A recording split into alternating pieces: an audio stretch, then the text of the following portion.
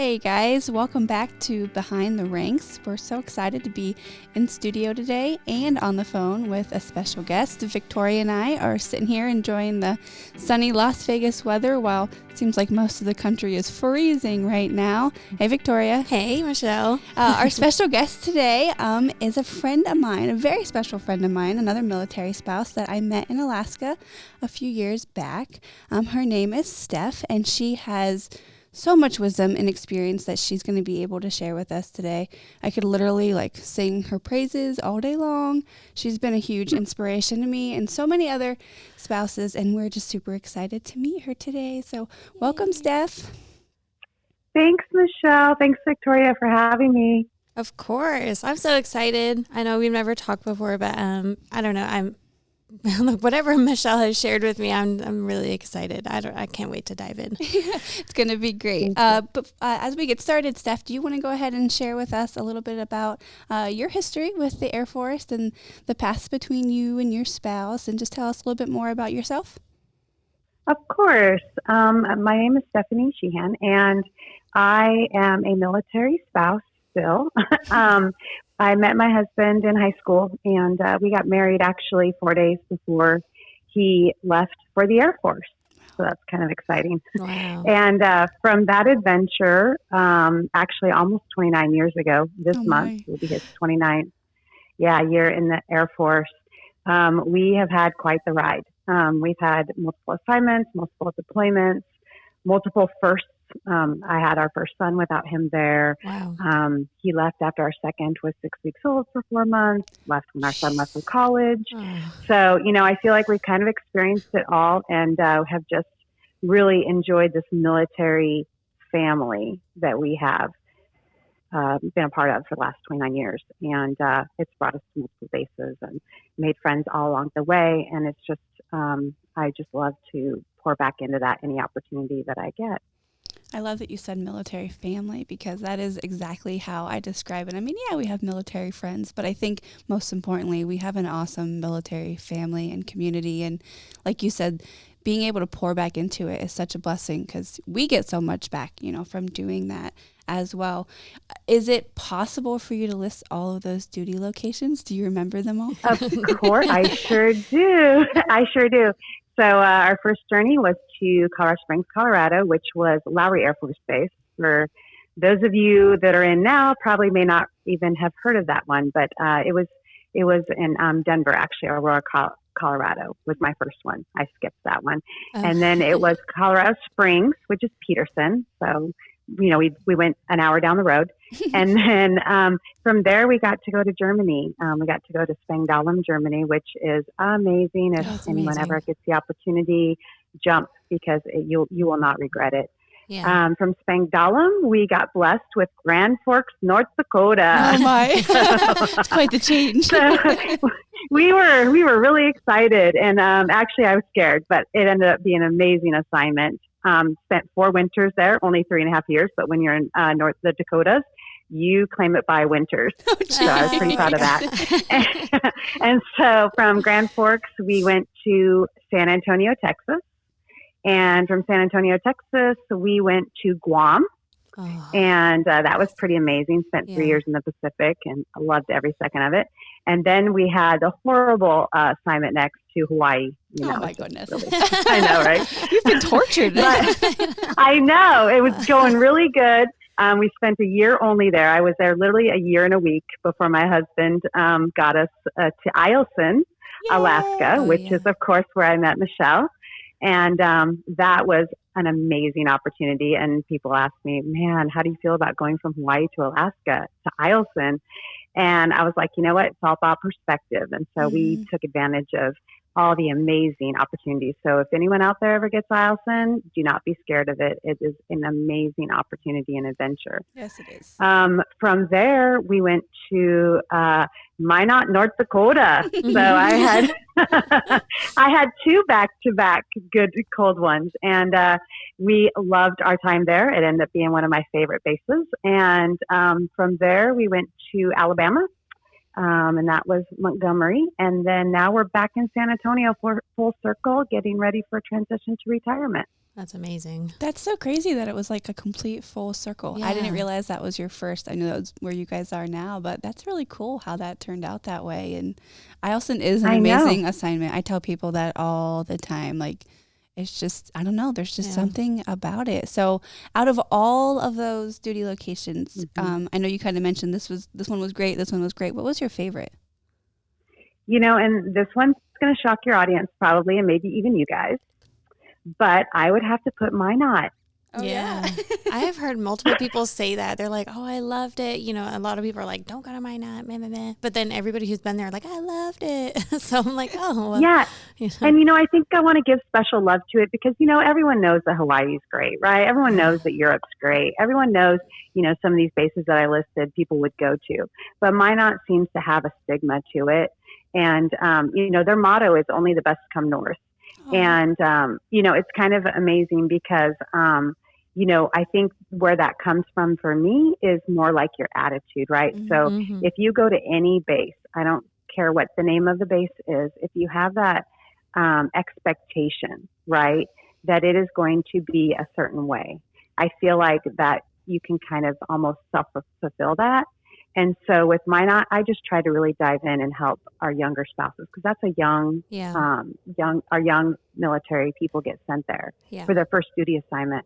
And so if I can come alongside them and give them some perspective, maybe, especially if they bring young spouses like I was all about that. And you really create a family because, you're just kind of, you're kind of in the north there and you're 30 minutes from town and you're, far away from a big city, kind of like Eielson, Michelle, right? So you really become a family with the people that you're with. And so we just try to provide lots of opportunities for that to happen. That is that is like the best, like most solid advice. I remember getting that advice, as a young spouse too, and trying to, keep passing that on to more and more spouses along the way because it is all about your attitude and your perspective of things. I mean, I honestly thought coming to Nellis, here in Vegas, like, oh my gosh, we're going to live on the Strip. How are we going to raise kids on the Strip? Like, all of these fears start rolling in. And I did have that in my mind. And then we pulled in here and I was like, there's mountains and there's hiking. Like there's so many other. There's so much more. Yeah. It's honestly one of like the most like family friendly places that, we've been to. I mean, the Strip is 35 minutes from us or something, it's really not that close. I mean, can you see it from our house? Yeah, in the distance because it's lit up everywhere, but you do not have to, live in that atmosphere, if you choose not to. So it definitely is all about the attitude and expectations that you bring in. Yes. And we also, I was always a big advocate. We started actually in Eielson. I don't know if you remember this, Michelle, but in Victoria, this is really, kind of the backbone, right? It's that connection piece, right? Yeah. So when new families and new people come to a base, it's like, especially for a spouse, the military member, they're greeted, they're taken, they have immediate friend groups, they have immediate things that they're doing. They're kind of, taken alongside. And sometimes for the spouses, sometimes we get that, but most oftentimes we don't. Yeah. And so it started in Eielson. Yeah. Exactly. And if you're not that kind of spouse or person that can do that, right? You can really feel isolated, even in somewhere like a Hawaii or a Europe, or especially a Europe too. So we started this Spouses Welcome program. And that, was kind of my motto, kind of took that from Eielson and brought it to every base that I was at, because we find that it's all about, we talked about attitude and perspective, but most importantly, connection. That's beautiful. Can you tell me more about that? Like, what was this, Welcome Spouses thing, and how did you, who did you work with? Is that something you did with the Airman Family Readiness Center, or is that something you did with your squadron? Oh, that's amazing. Yes, absolutely. So, because of my husband's position, it helped me to kind of be able to have that, so I was able to get kind of people to listen to me, which I think that we've come a long way with that you don't have to have your spouse be a physician to be able to go to AFRC and say, hey, I have this idea. Right. They've really come alongside our families. And in the last 5 years, especially, I feel like they have really raised their bar a lot. And they've always been amazing, but I just feel like there's this connection piece has been really sought after and cultivated, you know? Yeah. And I think it's, you know, getting the word out. But I literally went to AFRC and had a meeting there with them and said, hey, this is our idea. And Amy Mino at the time, who was at Eielson, she had kind of seen this happen other places. And so we kind of whipped this together and kind of thought, what do spouses need to know when they come to X-Base? Yeah. Right. Where do they go to get their license? Where do they go to get their registration? I mean, it could be simple like that, or it could be, where do your kids go for, you know, to get their energy out? What library is great? What safety things do we need to know that's pertinent to our location? Right. Yeah. Just anything that needs to be done. And that was the pull to get people in. Yeah. But the welcome part was how do we get them connected?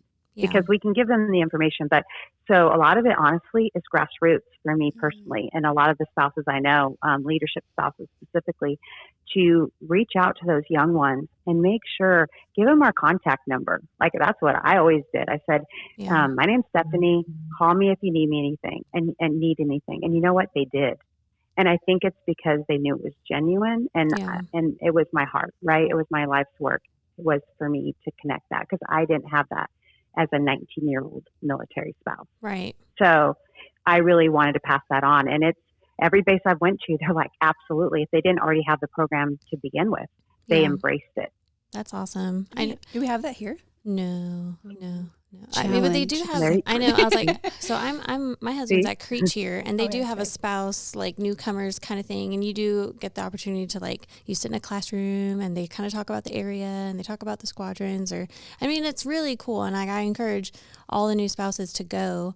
But it definitely does need to be more like, hey, let's find your new best friend here, you know, like let's get you connected with some of these spouses. Like, I don't want to just like throw up all this information on you and then bye, you know, have a good time. I know, but it's like, it really should be like, oh, like, let's find your friend, you know, or it could be, I don't know, something like that. I wish it was something like that. If you see the spouses pages too, I'm sure you both have seen this.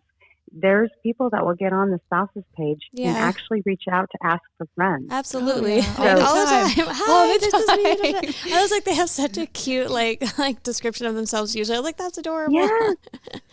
I'm like, I wish they had it, you know, and social media wasn't around when I was a young military spouse, you know, and a young mom.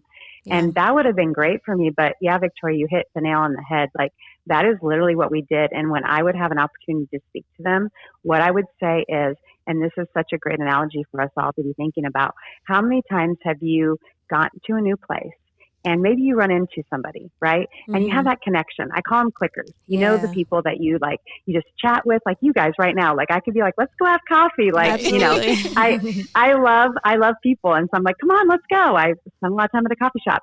But, you know, you find those clickers, right? And then you'll say, hey, how you doing? And you'll be like, oh, you know, can I get your, you know, maybe a couple times down the road, you're like, oh, you exchange numbers maybe. Yeah. And then you like 6 months later, you see them and they're leaving and you're like, dang it, we should have got together. Yeah. So I encourage the spouses when I have an opportunity to speak, I'm like, get someone's number. Yeah. Like, don't leave here today without getting someone's number and following up. And, you know, the more you do it, the more easy it is. And I have no problem like meeting someone and saying, hey, can I get your number? I'd really love to get together and have coffee. Absolutely. And you know, I have never had anyone say no. Yes, I know. You do feel a little bit creeperish, but I'll tell you, I do the exact same thing. I had my first child, and then we moved to Georgia almost like immediately after. So he was like 7 months old when we moved to Georgia. And so I didn't know anybody, but I would just kind of use him as like a, hey, you have a baby, I have a baby, and let's be friends, you know? It's like you're dating it was. I would be like, hey, look at your cute baby. How old is your baby? And then we'd talk about the babies. And then I'm like, you know what? Can I have your number? And then it totally worked out every time. And, you know, my son had a million friends, you know. Before he was one. Exactly. His first birthday rocked, you know. Like, we had a great first birthday for him.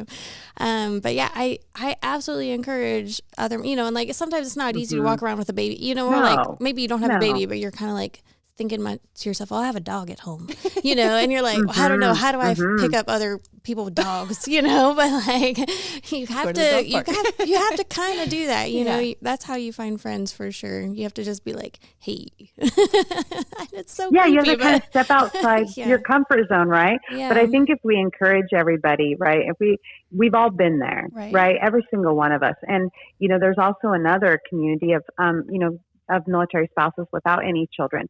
And I know that when I've reached out to them, they're like, well, you know, I don't have this, you know, I don't have the child. So a lot of things are geared towards people with kids, you know, so, and then we have the male spouses. So it's trying to make sure that we're inclusive in all of that and reaching out and making sure people feel connected if they want that, right? I mean, that's always our goal, is to make sure everyone has an opportunity. Absolutely. Yeah. It is a little bit like you'll be meeting a new friend. And I do tell people, I was like, I know it sounds weird. I was like, but I do try to get a feel for it. Like, are you looking for, you know, I don't know how to ask for, like, are you looking for another friend? Are you in the market? You know, like, but I do. I know, and it's funny when you say it out loud, right? Yeah. I was like, but that's kind of, that's kind of how the conversation goes. At first I'll kind of be like, hi. And then it's like, how do I, you know, like, are you in the market for friends? Because I am, you know, how do you go about that? But it works out. I mean, or you could just be outright, and it worked for me where I'm like, I'm a little awkward. Is that okay? And they're like, yeah, that's fine. I'm like, great. We could get through this then. We should totally be recording this today. Our video camera is not rolling today, but I wish it was. I know. We should have like a dating military app, like a friend dating military app or something. And I tell you, I'm good at that. I'm good at hooking up friends too. I'll be like, you know, you have a lot of common with so-and-so. And I could be like, I'll hook them up, man. Yeah. I could be like the best friend hookup matchmaker. You do say that. Yeah. So I have a funny story, and I'm going to have to tell this person to listen to this one. But I have a friend that I met in Alabama, and it's funny because she was on the page asking for information, and I always want to make sure new spouses to the area feel welcome. So something about coffee. Well, you know, apparently now I love coffee. Never did before, but now I drink it so much. I think, you know, it's my thing. So I reached out to her on Facebook Messenger and I said, hey, I saw that, you know, you're coming and you love coffee. And I said, you know, I would, you know, if you want to get coffee when you come. And she was like, absolutely. And so, but I happened to look at her page, and she has a mutual friend that was a really good a friend of mine.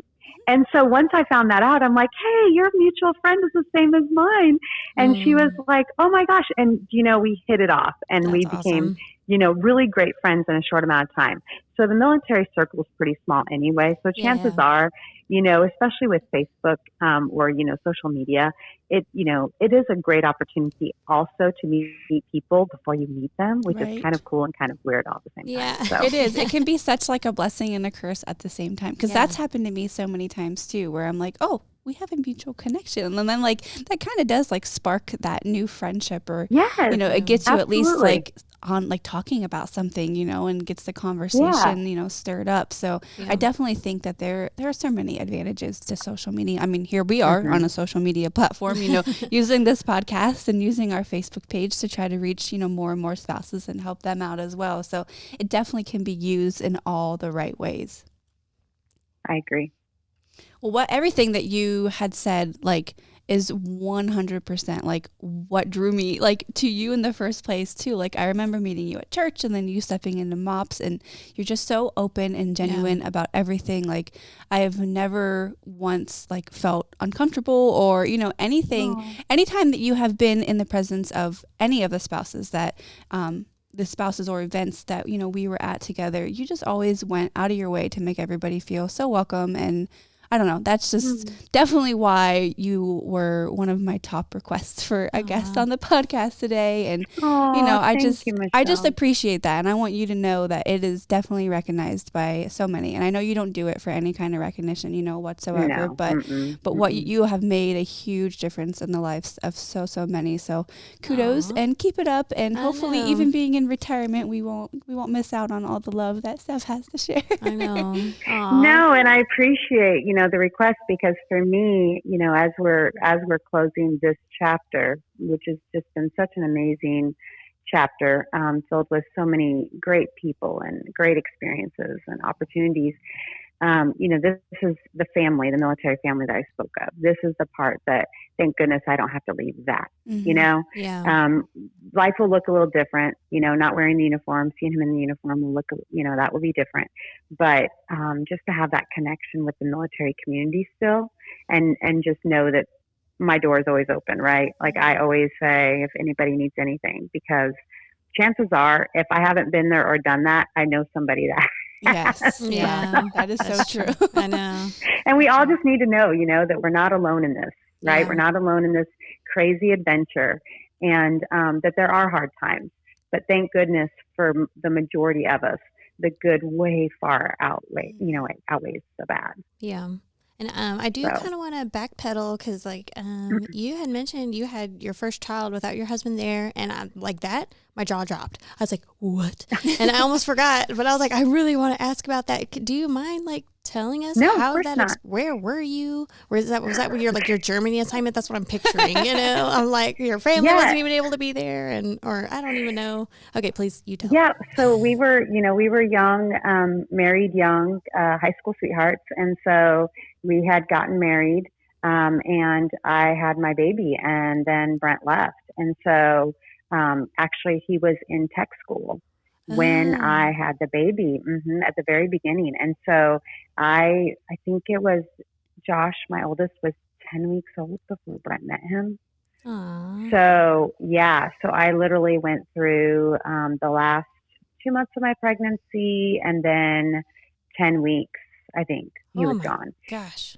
You were with family and stuff at that time? They were able to help out? Oh, thank goodness. Yes, thank goodness I was near my mom and my dad and his mom. But I think my hardest memory, because I know obviously a lot of military spouses I know along the way that have had babies without their spouses there due to deployments and such.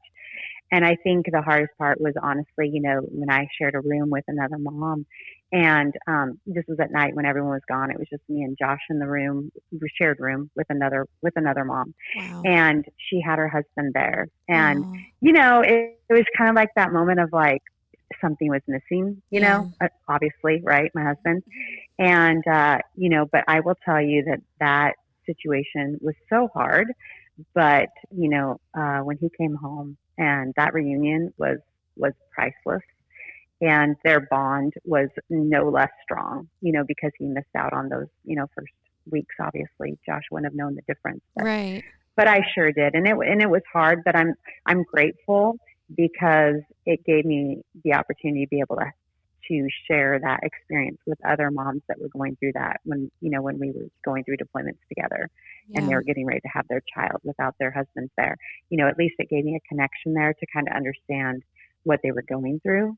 But yeah, it was definitely, I remember telling him that when he had to leave, and I knew he was going to miss it. I'm like, well, I'm just not going to have the baby without you. And he's like, well, I don't think you can keep the baby. How much longer can you keep it? Yeah, but I was young. I was a young mom. And so at the time, everything was overwhelming. And that's, like I said, I think that's where started my heart with our young military spouses so much. Yeah. Because it's a lot, out the gate, to transition. Oh yeah. Isn't it amazing how we can look back on those hard times or those challenging times and see the silver lining in them now? Like you said, no, you wouldn't wish, to do that, or you missed out, you missed that big piece of not having Brent there. But now you can look at it and you can use that experience, to connect with others and help others along the way. I mean, I think about that all the time. There are definitely hard times in this life. It's not all, flowers and unicorns all the time. We go through these challenging times, but we get to use them and, use them to the advantage of helping someone else. Yeah. Exactly. And I think if I would have had those, those stronger connections earlier on, I think that's where my heart for military spouses started, was in my beginning, right? Because, you leave home, you leave your family, you follow this person that you love more than anything, and you start your adventure together. But for me, speaking personally, that was a really hard transition, and to be young on top of it, it was a lot. And the fact that not only did we make it, but really we were so much stronger because of it. Right.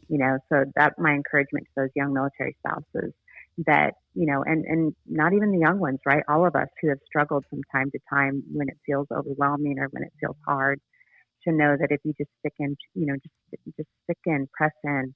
And for me, my faith in God was absolutely what got me through those challenging times. Yeah. I can totally relate to all that, because we were, as you know, like we were high school sweethearts too, got married just a year after graduation and stuff, and we moved from Ohio to California. And I'm like, whoa, I had never even left, prior to that. But it definitely gives you that, perspective and the heart for those who are going through it as well. I was very fortunate that I was swooped up by, a really great group of, I say veteran spouses, because they had been in, quite a bit longer than, we had. And it was a small base, which helped. So I was welcomed into this, wonderful military family right away. But that's awesome. I always want to make sure that, other spouses have that opportunity too. Yeah, for sure. I know. So at Travis Air Force Base, I had worked in the Airmen and Family Readiness Center, and they had a great spouses program. They did a spouse newcomers orientation and a spouse tour, which I was this needs to go to other bases, but I haven't been able to transfer everything to other bases. But it is I would see these spouses come through the program, where I would do the spouse tour with them, and they would make these awesome connections. And then I'll do the next tour the next month, and here these group of spouses are still hanging out at the gym playing racquetball, or I'll find another group of spouses together, and they're at the Starbucks at the BX, which was awesome. I was yeah, we go Starbucks. Anyway, but I remember being this is so cool. And it was so cool to see these connections being made, and they had a little group, to rely on. I was that is so important, Anyway, that is so cool. I'm so glad that you were doing that work and, getting all these spouses connected and stuff right away. Yeah. And like you said, I think the biggest reward for me, because anything I do was never because of any other reason except I wanted to, right? It was my heart, it was just I felt I always said it, especially at Minot when kind of everything was clicking together. I definitely felt I was doing, I was being used, right? God was just had me in the perfect spot where I was supposed to be. And it was just a blessing all the way around to bring myself into that place. And to see spouses that met, at those spouses' welcome, and seeing those friendships, like you said, seeing that grow and seeing them together.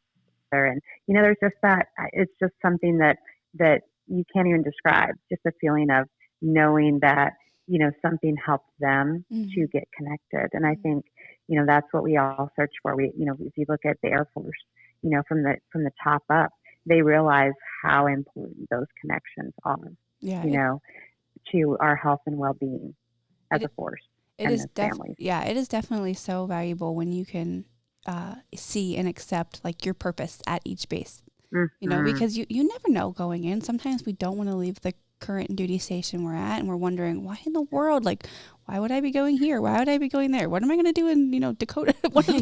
Or there's South Dakotas or whatever. But it's awesome when you can see the light just go off, and you're like, oh, this is why. This is what I'm. This is what I'm doing here. Absolutely. Go ahead, Victoria. I was going to say, I was Michelle had talked to me about how you would also talk to spouses about finance and stuff like that. That is something I'm super interested in, because me and my finances, so I've done where we've tried to do the Dave Ramsey stuff. I mean, not fully the Dave Ramsey program and things like that, but I'm super interested in what you kind of took on and tried to teach spouses about. And how did you get into that? Or tell me more, about that stuff. Because obviously I only have scratch the surface type information. So I'm super interested. Yeah. So basically, once again, going back to that being young, my husband enlisted as E1, back in the day, it wasn't a lot of money left over. So, and I was working a job, and we had daycare and all those expenses. And so, we didn't, both my husband and I were never really taught finances, at home. And so when we left home and we got together and we had a child right away, we really had to bunker down the hatches, and kind of look at things. And I had never even had like $100 to my name before, like, Right. we got married. Wow. So if I had it, I spent it. That's kind of the way I thought things worked. Yeah. And so it didn't take long to realize the big world does not work that way. And so my husband and most of our spouses, I think they still do this to this day, they have to do a budget, or they have to, have that, he had to do a budget for when he got in. And so he brought it home and he was like, here's a budget. And I'm like, oh, okay. What does that mean for us? And so basically it was self-taught. I mean, I didn't really have any books at the time. I just was like, okay, take a pen and paper.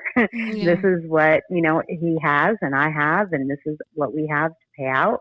And I just, I started probably within, the first year of our marriage, doing pen to paper and making and creating a monthly budget. And I love numbers, and I am pretty organized when I want to be. Yeah. And so it just became this thing, right, that I just did. And I would adjust it as accordingly. And we learned at an early age, thank the Lord, that we just didn't want to be, not to live with, outside of our means, just simple things. I saw friends that had new shiny stuff and I wanted it too. But looking at my numbers, I didn't see how I could get that. So if we couldn't pay for it, then we didn't buy it, and we didn't use credit cards. Thank goodness because if I would have started, I don't honestly know if I would have stopped when I was younger. So we just kind of took that and it kind of snowballed. And so as I, got a little bit older and Brent made a little bit more, now we were starting to get a little comfortable. I mean, I remember back in the day, my kids would qualify for free lunches, so the enlisted pay doesn't go very far for in our case, probably till he was maybe a tech, I want to say, things got comfortable. I don't know if you would agree with that. Yeah, or definitely. not, but I think like the tech master range is when things like started to change for our family too. So definitely. Yeah. I got really comfortable. Yeah. Yeah. And I think I didn't qualify for WIC once. I don't know, like I had to have another kid to get qualified for WIC or something, like, because my husband has like they get like uniform stipend and stuff like that. Yeah. Mm-hmm. And it was like that. Yeah. I was like, so we were like $50 over at one point, and I was like, nope, you're going to have another kid if you want a WIC. I was like, what? It was hard. I was like, man, trying to use WIC up in commissary and some people looking at you, you're like, I'm sorry. Okay. Like, I'm so sorry. They see you coming. I know.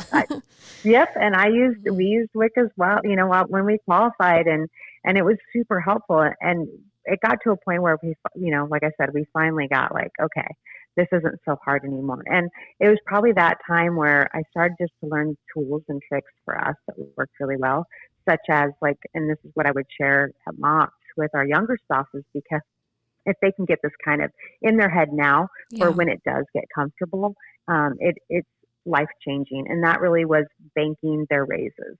Banking their, like, if you're living off tech pay, just say you're living off tech pay and you're comfortable, right? And you're working too, but both together, you realize, wow, anything extra is just gravy.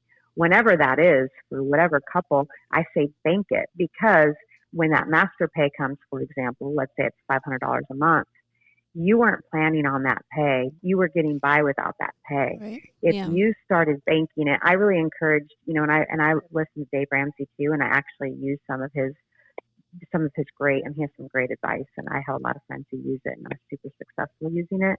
I'm kind of like the grocery cart method. I take some and I leave, what I don't need, I kind of leave. And so for me, I kind of custom tailored it, but I would give this example. If you were a tech spouse, right, and maybe you'd say an 04 spouse, because I think they're pretty comfortable at that point too, or whatever point that would be for an officer. If you take that next rank and you bank it, and let's say it's $500 a month. If you do that for a year, that's $6,000 a year. If they make master nowadays, I mean, Michelle, what is what do you think is the average nowadays for master? Do you have any idea? For you mean like the years in? I think it's like what, 12 to 14? I think 12. I think because I think it's getting. I think it's getting younger. Too, right? I think it is sooner. It's definitely. But let's take that 12, because I was thinking 12 too. So if we take that 12 number And you say at that point, people are usually going to stay to 20, right? Once you hit over that 10, they're going to make that decision to stay or go. Mm-hmm. So if you're already at 12, you're probably going to stay till 20. So if you take that 6,000 that I said for 1 year, and you times that by 8 years, just for that rank, you're at $48,000. That's amazing. Yeah. So if you look at it just from the standpoint of transition, this is how also I have people look at it. If you just look at transition from military to after, right? Whether you're retiring or whether you're going to get out, that's a transition. And we all really don't know how that's going to affect us till we're there. We can plan and we can plan, but until you're there, everyone's experience is different. So my plan for us was that we would have a certain amount that was our short-term retirement. And that was to get it. What if it took my husband 6 months to get a job? Just say, right? If he's, that's a big cut to your income once you retire. So it's kind of just getting in that mindset. Even if you save $250 of that raise, just that one raise, that's just mastered. Right. That's not saying if they went on to make senior, or if they went on to make 05, or if they went on to make chief, or whatever rank. If you continued to bank, or even half. I mean, can you imagine what that would add up to just by doing that one thing alone?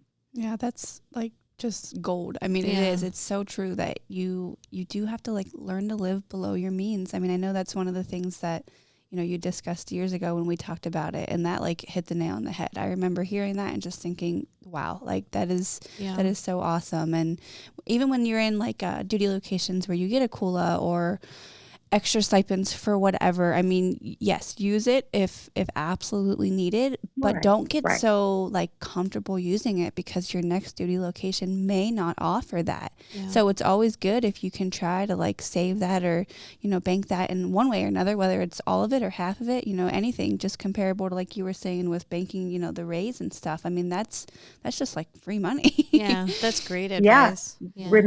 And remember when we talked in Alaska, we were getting COLA. Right. And so if you look at most people in Alaska, they don't use the 100% of their COLA, right? They might use, let's just say 50%, because I think that would be a fair average for most people. Some people will use more, some people will use less. And so, if we were getting, I don't remember at the time, but I think most, even your youngest spouses were getting probably $500 a month in COLA. I think so even that, taking half of that, and banking that, right? That could potentially be, for that move, that transition, maybe there's something you want to get on the other end. And most importantly, though, it's about balance, right? Because I'm not saying, you need to, live off tech for the rest of your life, right? I'm saying like you get to a point where you're comfortable and you treat yourself and you don't, life's about balance, right? You don't want to be too much this way. You don't want to be too much that way. But if you can find that happy medium, as we're getting ready to retire, my husband and I, we were just able to build a beautiful home. And we wouldn't have been able to do that if we wouldn't have kind of had a little bit of that delayed gratification for those years. We still traveled. I mean, in Europe, I went to Venice, I went to Rome, I went to, France. I went to all these beautiful countries. We've never not been able to travel or do great fun things. And I think sometimes people equate with, oh my gosh, does that mean I have to cut out everything out of my life, And I would meet with spouses one-on-one to go over the budgets. And I'd be like, absolutely not, because it's like a diet or anything that you do in your life, right? Any change, if you cut yourself out of everything, you're not going to be successful. Right. So what is that balance for you? And also, most important, is to talk to your spouse about it. Yeah. Start talking about it now. Have a communication. Set goals. Set short-term goals. Set long-term goals. Start having those conversations now, so that money piece, we know that that's one of the number one, top 3 things that cause marriages to fail, is communication and finances. There's a reason, right? I mean, you have to talk about it. Yeah, that's great. I know, like with my husband, it's hard to find. I'm so glad you mentioned balance, because we do want to have fun and we do want to save money. And it is finding that balance. And I know for us, like we moved to Vegas and we got a boat. It was like, oh, okay. But it is also like, okay, like, I mean, we had to communicate about it, because it was like, okay, on one hand, it's like, I don't know if we're going to get this opportunity again. We can enjoy it while we're here in Vegas. And then on the other hand, it was also like, well, but if we waited, I don't know. For us, it just made more sense to like go ahead and live life, have fun, while we have it. But it is all about the balance for sure. Like making sure your finances, and as long as you communicate and you're making sure your finances are like balanced, you gotta have that communication. But so I'm so glad you mentioned that. Well, and I'm glad you talk about that too, because it is important. I think sometimes when you start talking about finances and, I would always tell, I don't want anyone to feel overwhelmed. It's more like if you can understand, that how you can make your money work, right? But at the same point, where is that for you and your family? Right. Because it's going to look different for me. It's going to look different for you, Victoria. It's going to look different for you, Michelle, and for our listeners. So it's not a one size fits all at all. And I want to really communicate that. And there's no shame in it either, right? If you're not where you want to be, I never wanted my conversations with people to make them feel like they were this horrible whatever. It's not about that. It's just think about something that you can change small, right? And do that small thing and see how that goes and then grow it. And, it's exciting to see things start to work in that direction. So definitely there's no place for discouragement. It's all about, today's a new day and you do what's best for your family and you will see, you'll see the benefits of that long term as you start to do that. It's funny that you mentioned that because I was going to say like the exact same thing. Like, we're very much like the pen and, paper kind of budgeters too. Every 1st and 15th, we sit down, we go through what bills we have, we go through, obviously we get the same amount of paycheck, so that's easy to figure out. But, but then like what we're, savings or what we're putting towards a vacation or, whatever else. And I once had somebody say, well, it's nice that you can, save it because you have it, or it's nice that you can take a vacation. That's because you get the extra money. I'm like, actually, we make these sacrifices here or there. We make these changes here or there. Like we make it fit us. Like usually the summer months, we spend a little more because we're out doing stuff. We're camping, that takes pulling the, camper isn't cheap. Yes. Setting up camp can be sometimes, but our summer months, we tend to spend a little bit more. So we put more, aside to have those, fun times in the summer. And maybe this person or this family, they don't enjoy camping or they like to stay put during the summer. So those could be the months where they could save more. Like it isn't a one size, fits all kind of thing. You just have to, kind of adjust your sails, so to say, and, just make it work best for you and figure out where you can make that balance and make those sacrifices so that, you can do all of it. Yeah, that's awesome. So how did you get into like talking to spouses kind of like one-on-one with budgeting, or is that just something that you're like, wow, I'm passionate about this also, and given any opportunity, you're like, yeah, like, let me help you out? Absolutely. Yes to all that. It's absolutely something, it's funny. When I was young, I remember I used to get my mom's checkbook out, and like use it and write checks and like balance her checkbook and stuff. And I'm like, what is wrong with me? But I think from a young age, I just loved like working with numbers, and I really should have went to school for that. And that's probably and I still could, obviously, but I always had a passion for finances. And, any opportunity I've had, I try to share that because I'm so aware of all the pitfalls, right, that can happen for us, especially as military spouses, because there is so much transition and there is so much change. And every time you transition, every time there's costs, right? And yes, the military does give you allowances for certain things, but many people I know end up exceeding that just because that's just the way it works out for them. And so, and a lot of us live away from family. That was another point I think I brought up with MOPS is the biggest thing. When I did this speech for MOPS, it was probably what, Michelle? Gosh, that would have been 2006, 8, 17. I don't even, I get them all confused. 16 or 17. I think we were there from 16 to 18. Okay, so So during that. Maybe 17. Yeah. So there you go. That's how you remember, right? Okay, I was there from 16 to 18. Okay. So sometime in there when we were talking, I had done my research then, and it was something like, don't quote me on my numbers, but it was over 80% of Americans that were polled had less than like $1,000 in savings, like less than that, right? Yeah. And for military families, what are our big, like what can pop up for us, right? we have to travel to, maybe there's a funeral, maybe a loved one dies, right? We need to travel to go see them, or we just need to travel to go see our family because we live away from them and we miss them, right? That's like good for our mental health. So if something like that can happen, or car issues, right? Like breakdowns of cars and those expenses. Those are kind of the top 2 and 3, funeral, vacations, and car problems that pop up for military families that they need to spend money on. Yeah. And so most military families can't afford to do that on the day to day, right? Because it just it depreciates your funds. And so what they were talking about is they're now recommending for all of us to have, I think the latest recommendations is 6 to 8 months of an emergency fund. So an emergency fund would be equivalent to 1 month's pay.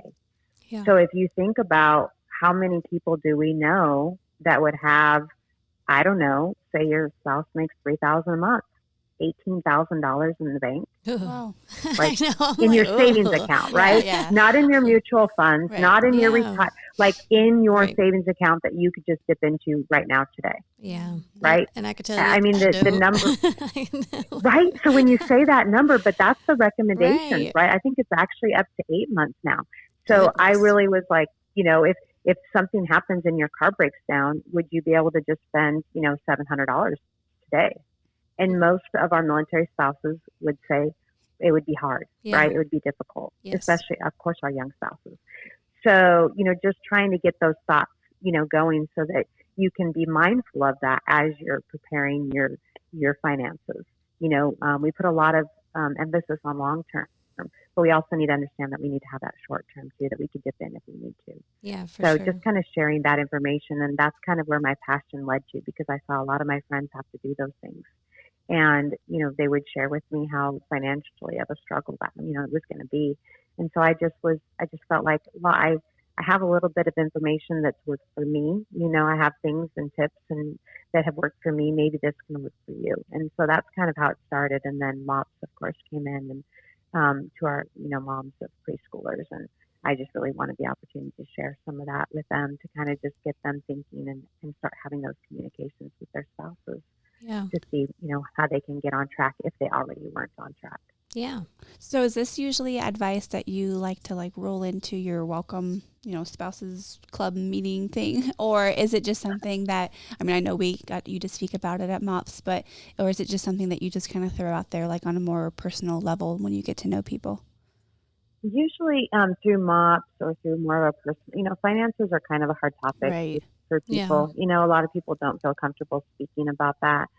So I don't start off with, "Hi, I'm Stephanie. Hey, do you want me to help you with your budget?" How much do you have in your savings? I don't know that they would actually meet me again, but no, it's usually through relationship. Through because like I said, I think finances are kind of one of those things that's a gentle thing. Because talking the masses, even right now, to know that people might be listening to your every word, and it may not fit their specific situation, so it's kind of hard, right? And so if it doesn't apply to you, sometimes it's harder to hear that. So I usually like to do it, one-on-one type of thing, or MOPS it was an easy way, because these are all usually typically moms that have younger children that have more of that. They're in that current situation where they have those options to make those changes now. The younger we start this, right? Yeah, start then. The better, we'll have long term. Start then. If there is so besides what you've already shared, if there is any other just key advice on, just military, finances and budgeting, what would that be? I think I really spoke a lot about it. I don't know that there's anything. That's the hard part. If there was something that I could just say, do this, and this will happen. Yeah, right? It's not a one thing. You're right. No, it's not a one thing, but I really do. I think I would just stress that finding where you're comfortable with, right? Finding your comfort in your financial situation where you currently are, and then taking from that and growing from that. Because if you're comfortable now, when you get that next amount of money, if you're thinking about what you're going to do with that, I think that will be beneficial to technical difficulties. uh, can you guys hear me? Yeah, you're good. Okay, sorry about that.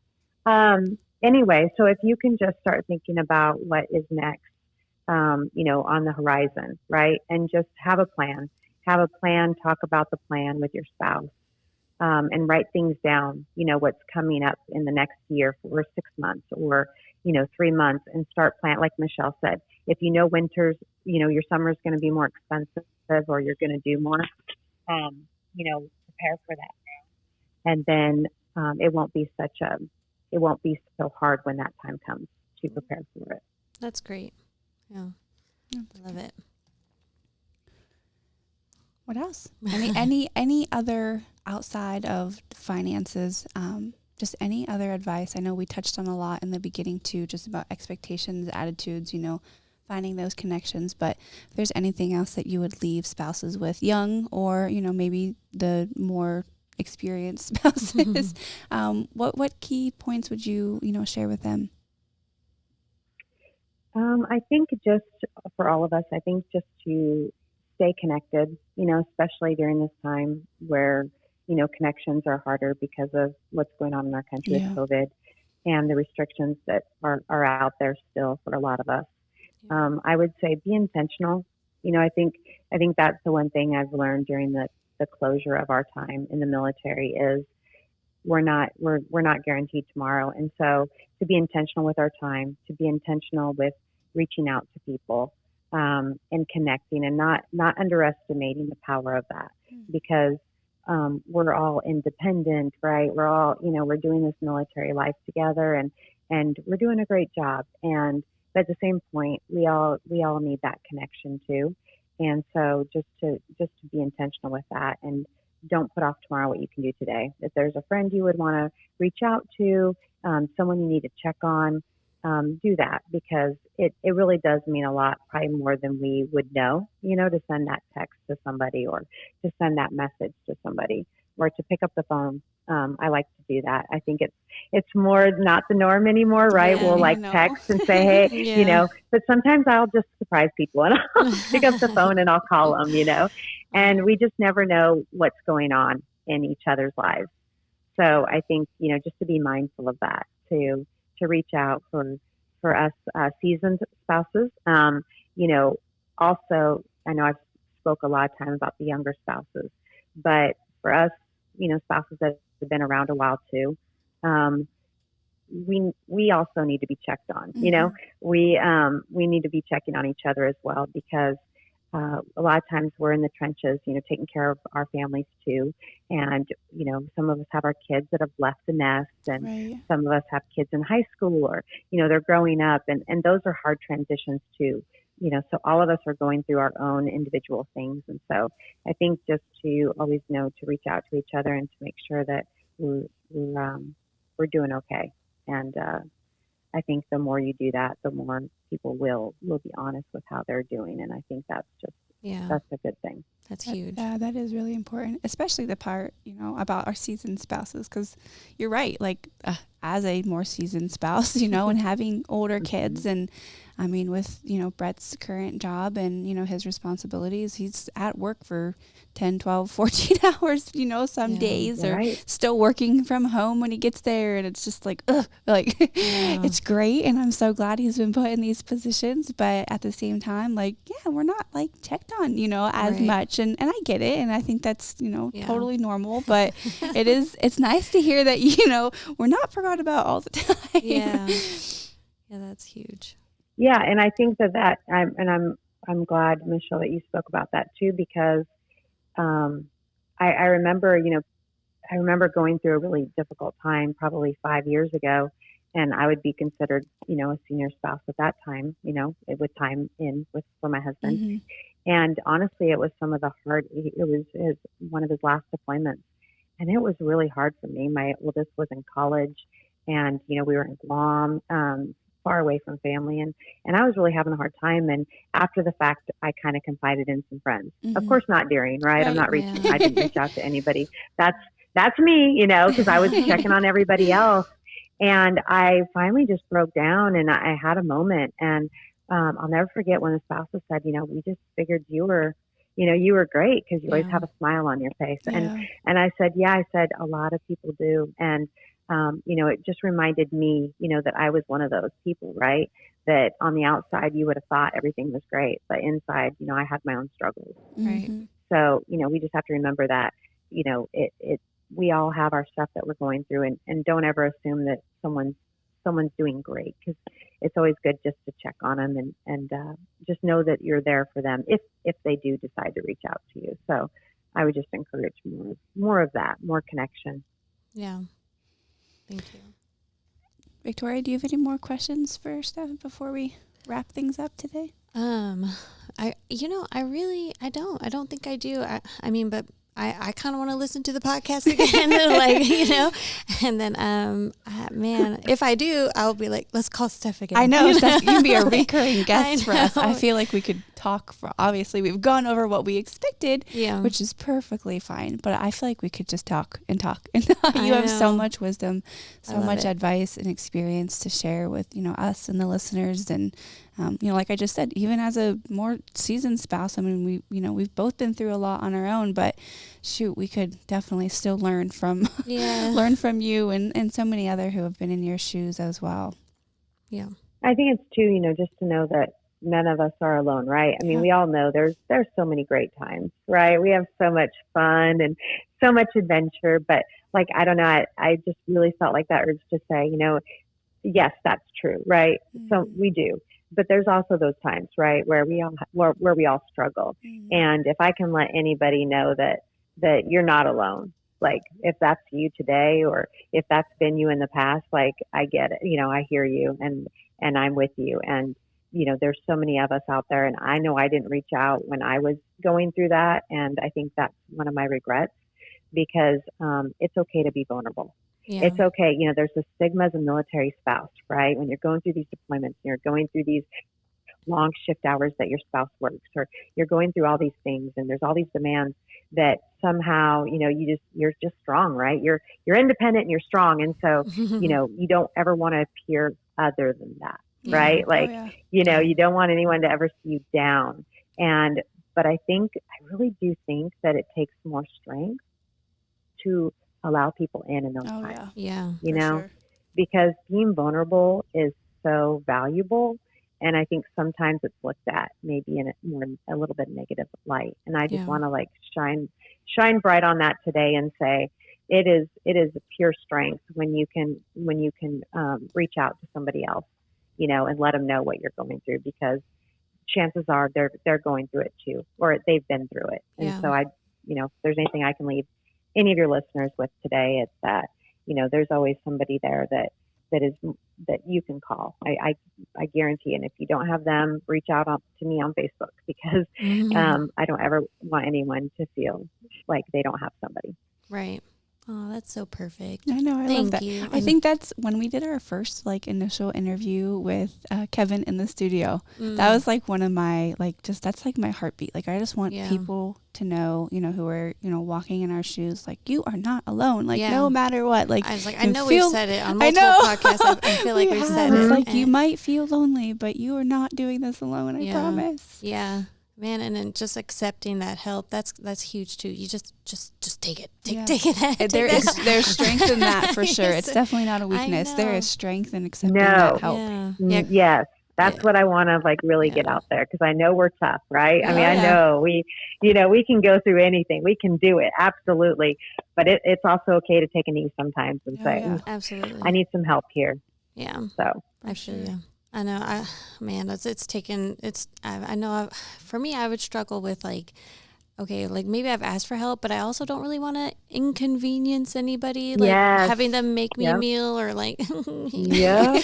help me fold some laundry. I don't know. But if there's a buddy out there that can and help you with those little things, it can be fun. I'll go to somebody's house and help you fold laundry, for sure. I really will. Pour some coffee, pour some wine, and knock out that laundry. Dude, I would, if somebody asked, and I'm like, what someone said that helped me about that was, when I was that way too, Victoria, still am, but like I still challenge with that for myself, even though, I'm saying here, ask for help, but I acknowledge that that's been a struggle for me too. Yeah. A friend of mine said, she said to me, Stephanie, if you don't let me help you, you're taking my blessing. Yes. And I'm like, oh, well, I don't want to take your blessing. Okay.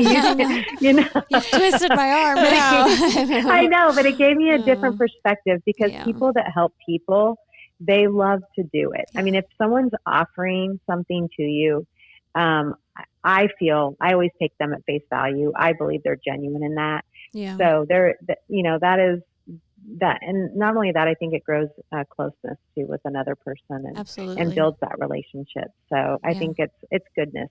Yeah. Yeah. If somebody's like, hey, I'm going to Starbucks. You want something? Say yes. And be like, oh, really? Like, yeah, okay. Like, they take that blessing for sure. And that's yes, it's hard sometimes, amen. but take it. It's like, be like, really? You really offer me? Like, yes, I really want to. I'd be like, okay. Yes. Okay. Yes. Oh, goodness. Awesome. Well, I don't know. Thanks. Man, I have had so much fun talking to you. I don't know. We could talk forever. I know. This was so awesome. I know. Thanks for having me on, you guys. What an honor. What a privilege. Oh, it is. You guys are doing great things for our spouses, and I just can't wait to see what you guys continue to do. So props to y'all. You're doing great things. Thank you. We just got to carry on your torch and keep, blessing others in these ways. So we really appreciate. Yes, please do. Please keep on because it's good. It's good stuff. Yeah, definitely trying. We really appreciate your time. Everything you had to share today is just so valuable. And I'm sure we're going to ask you to come on again because there is definitely a lot more that we can touch on and just chat about. And many people are going to be really blessed, I think, by all the advice that you had to share today. So we just want to thank you so much again for everything, that you had to share with us today, giving us your time, giving us the extra time today, even that we had together. We learned so much great advice all around from just what to expect and not expect even when you move, from one duty location to the next, learning how to have a positive attitude and perspective, all the great, financial piece as well. That was awesome and really helpful. And we love living this life and helping out others and being able to share what it is like behind the ranks. Thank you. Bye.